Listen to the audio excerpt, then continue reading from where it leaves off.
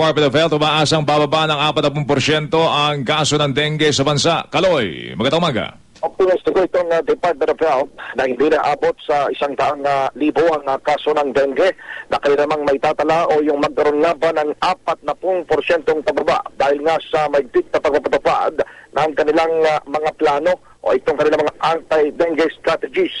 Nakipag-usap na rin itong si Health Secretary Enrique Ona kay Department of Science and Technology Secretary Mario Montejo upang talakayin ang mga gagawin pang mga kontra-dengue ngayong buwan ng Hulyo at Agosto na tinaguri ang dengue peak season.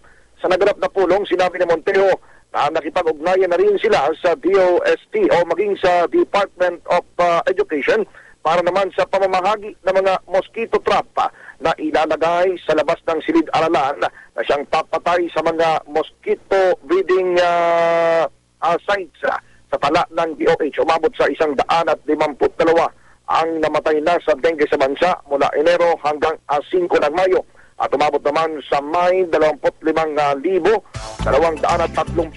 ang mga nagkasakit o tinamaan ng dengue. Mas mababa ito ng 8.52% kumpara sa naitala naman noong isang taon. Ang inyong kapuso, Carlo Mateo ng GMA nagulat para Super Balita sa Umaga, Nationwide.